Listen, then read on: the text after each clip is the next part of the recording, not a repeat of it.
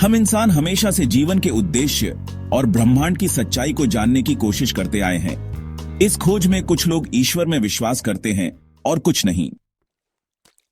इस्लाम एक ऐसा धर्म है जो आस्था, मार्गदर्शन और आध्यात्मिक उद्देश्य पर आधारित है।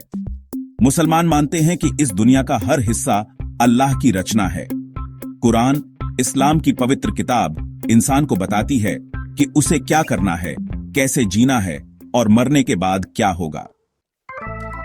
नमाज, रोजा, ज़कात और हज जैसे स्तंभ मुसलमानों को जीवन में अनुशासन और ईश्वर से जुड़ाव का अनुभव कराते हैं। इस्लाम का केंद्र बिंदु है अल्लाह पर विश्वास और उसके बताए रास्ते पर चलना, ताकि आखिरत में सफलता पाई जा सके। इसके विपरीत नास्तिकता किसी ईश्वर या धार्मिक व्यवस्था को नहीं मानती। नास्तिकों के लिए जीवन का कोई दिव्य उद्देश्य नहीं होता, बल्कि वे मानते हैं कि जीवन का अर्थ वही है जो हम उसे देते हैं। वे तर्क, विज्ञान और अनुभव को प्राथमिकता देते हैं। उनके अनुसार नैतिकता का स्रोत कोई ऊपर से आई व्यवस्था नहीं, बल्कि इंसानी समझ और सामाजिक विकास है। डार्विन का विकासवाद, बिग बैंग थ्योरी और तर्कशील सोच उनके विचारों के मूल आधार हैं। उनके लिए जीवन एक जैविक प्रक्रिया है जिसमें चमत्कार की नहीं, बल्कि समझदारी और सवालों की जरूरत होती है। इस्लाम और नास्तिकता दोनों ही दृष्टिकोण जीवन को समझने की कोशिश है, लेकिन उनके रास्ते अलग हैं।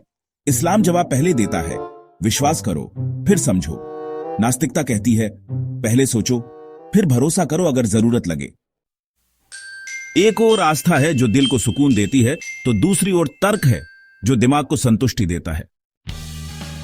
लेकिन दोनों में एक बात समान है, वे इंसान को उसकी सीमाओं और संभावनाओं से परिचित कराते हैं। और इसी वजह से चाहे आप किसी धर्म के अनुयायी हों या नास्तिक, सबसे अहम बात यह है कि आप अपने विचारों के प्रति ईमानदार हों और दूसरों के विश्वास का सम्मान करें।